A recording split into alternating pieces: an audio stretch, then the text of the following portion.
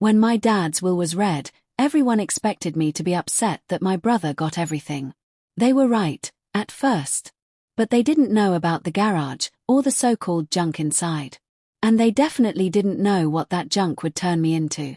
My name is Alex, and for most of my life, one word summed up my existence: unfair. It's a strong word, I know. But honestly, no other word fits, not when it comes to my dad, my brother Mark, and me.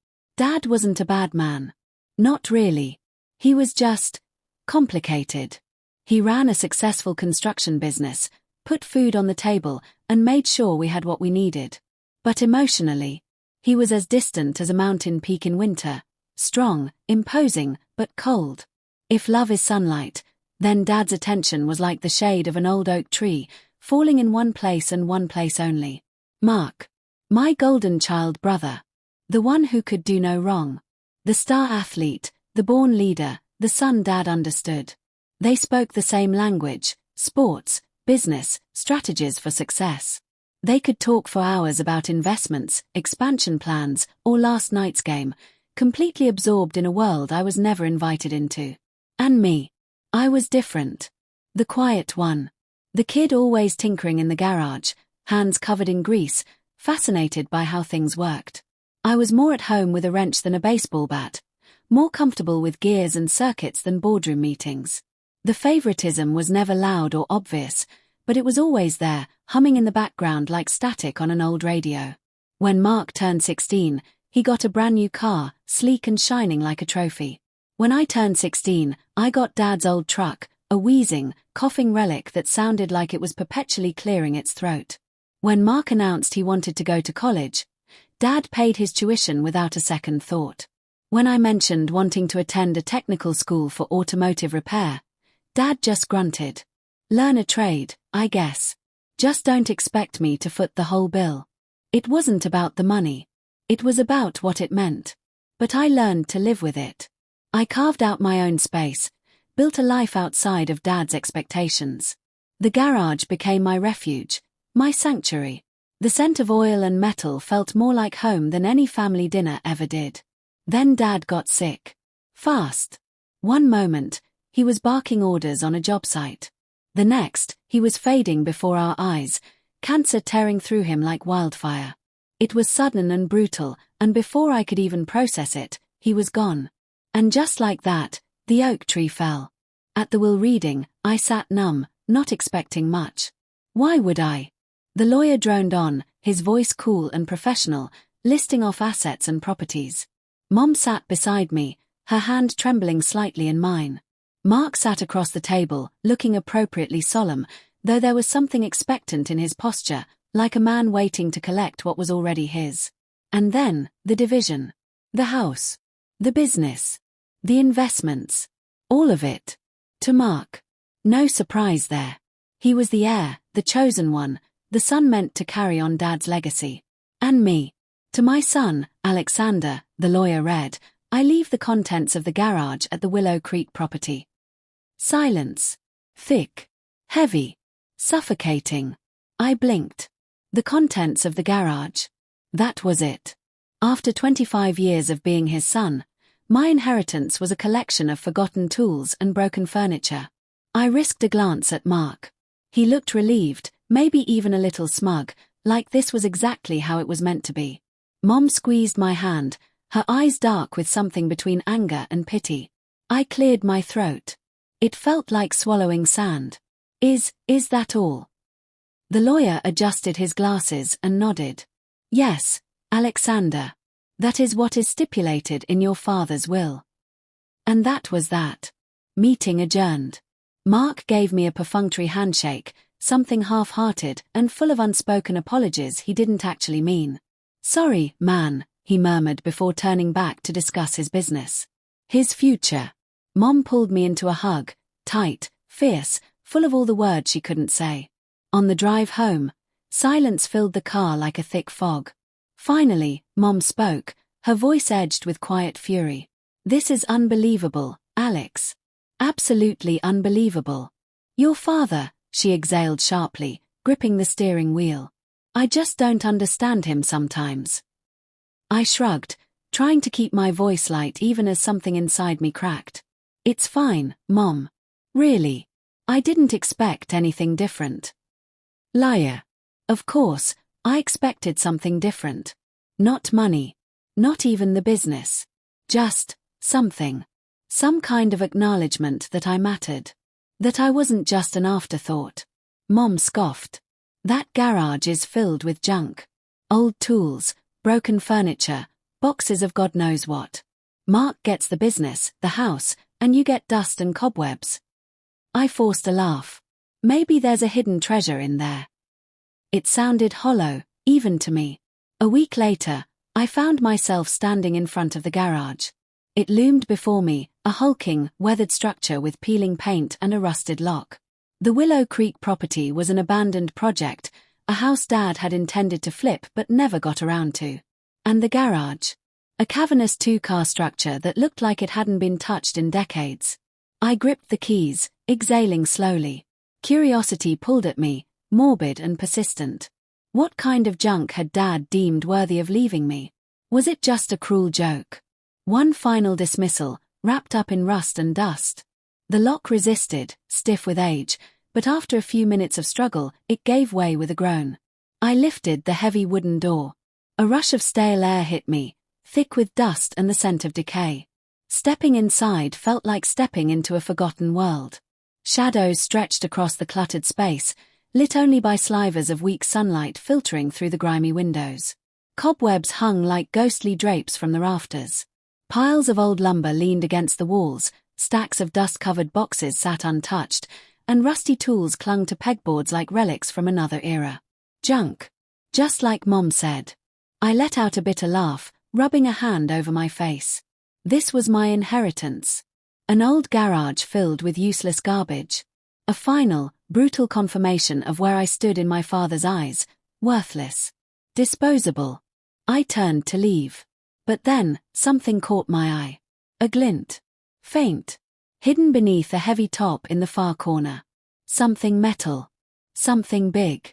I frowned, my heart kicking up just a little. What the hell was that? When my father's will was read, everyone expected me to be upset that my brother got everything. And they were right, at first. But they didn't know about the garage, the dust-covered remnants inside, or what those forgotten things would turn me into. My name is Alex, and for most of my life, the word unfair defined everything. It's a strong word, but when it came to my father and my brother Mark, nothing else fit. Dad wasn't a bad man, not really. He was just distant. He ran a successful construction business, worked hard, and provided for us. But emotionally, he was more like an old oak tree, strong, steady, dependable in a storm, but not exactly warm or nurturing. And like the shade of an oak tree, his attention only ever seemed to fall in one place. Mark. Mark, the golden child. The perfect son. He was everything my father admired, athletic, charming, effortlessly successful. Whether it was baseball or business classes, he excelled at it all, and Dad beamed with pride whenever Mark was around. They'd sit for hours discussing investments, game strategies, the future. A future that, clearly, didn't include me. I was different. Always tinkering, always taking things apart, sometimes putting them back together. While they talked numbers and victories, I found solace in the garage, the scent of oil and metal far more comforting than the forced small talk at dinner. The favoritism was never loud, never cruel, but it was always there, a slow, steady erosion of any belief that I could ever be more than an afterthought. Mark got a brand new car on his 16th birthday. I got an old, wheezing truck that sputtered like it was constantly clearing its throat. Dad paid Mark's full college tuition without hesitation. When I mentioned wanting to go to a technical school for automotive repair, all I got was a grunt and a dismissive, learn a trade, I guess. Just don't expect me to foot the whole bill. It wasn't about the money. It never was. It was about what it meant. About what I meant to him. Then Dad got sick. Fast. One day, he was barking orders at a job site, and the next, he was gone. Cancer, they said. It tore through him like wildfire, leaving nothing but stunned silence in its wake. At the will reading, I already knew what to expect. The lawyer, Mr. Thompson, read through the formalities in his slow, measured tone. The house. The business. The accounts. All of it went to Mark. No surprise there. Then Mr. Thompson turned a page, cleared his throat, and said, "To my son, Alexander, I leave the contents of the garage at the Willow Creek property." Silence. I blinked. That was it. After 25 years of being his son, my inheritance was garage junk. I risked a glance at Mark. He looked relieved, as if this was exactly how things were supposed to be. Mom squeezed my hand, her fingers trembling. Her face was a mask of barely restrained fury. "This is unbelievable, Alex," she muttered on the drive home, shaking her head. "Your father.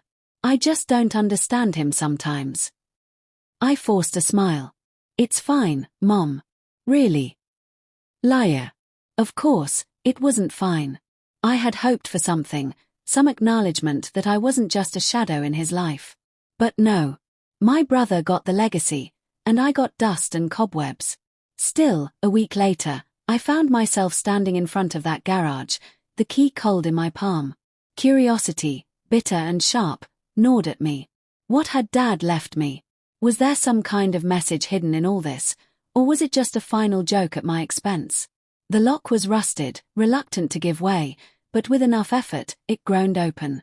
The wooden door rattled upward, and a stale gust of dust and decay rushed out to meet me. Inside, the garage was a graveyard of forgotten things. Piles of old lumber, stacks of dusty boxes, rusted tools hanging on pegboards, furniture draped in ghostly white sheets. It was chaos, clutter, a monument to neglect. A tight, suffocating weight settled in my chest. This was it. My father's final word on my worth. I turned to leave. And then I saw it. In the farthest corner, beneath a heavy, dust-covered top, was something else. A shape. Large. Unmistakable. That stubborn itch of curiosity flared to life. My fingers curled around the edge of the top, and with a grunt, I pulled it back. There it was. Even covered in dust, even with flat tires and a layer of rust creeping along its edges, it was stunning. A 1967 Ford Mustang Fastback. My breath caught. A car like this wasn't just old, it was a legend. The kind you saw in movies, the kind that made your heart race just by existing. But why was it here? Why was it hidden? And why, out of everything, had he left this to me? I ran a hand over the metal, the grime giving way to a faint gleam beneath. Something flickered inside me, not excitement, not yet. Something deeper. A challenge. A purpose.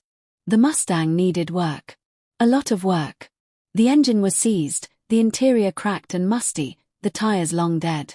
But I could fix it. It started as small steps. Cleaning. Organizing. Slowly, the garage shed its graveyard state and became something else, a workshop. A place of creation instead of decay. I devoured manuals, haunted car forums, watched hours of restoration videos. Piece by piece, I tore the Mustang apart. Piece by piece, I rebuilt it. Weeks became months. Months became years. Every extra dollar, every spare hour, went into this. The engine, once lifeless, roared back to existence under my hands. The battered body transformed beneath layers of sandpaper and fresh candy apple red paint. The chrome gleamed, the leather seats smelled new, and for the first time in my life, I wasn't just fixing something. I was fixing me. Mom saw the change. She didn't fully understand it, but she stopped questioning it. Instead, she started showing up with coffee and sandwiches, quietly supporting the thing that made me whole. Mark, though, he didn't get it. He'd drop by occasionally, usually to borrow a tool, glance at the car still in pieces, and chuckle. Still messing with that old thing. Why don't you just sell it for scrap? I never bothered answering. He would never understand. Then, 2 years later, it was done. I stepped back and looked at what I had created. It was perfect. More than a car. More than metal and mechanics. It was proof. Proof that I was more than the afterthought my father had left behind. Proof that I could take something broken, discarded, worthless, and turn it into something powerful. I slid into the driver's seat, turned the key. The engine didn't just start. It roared.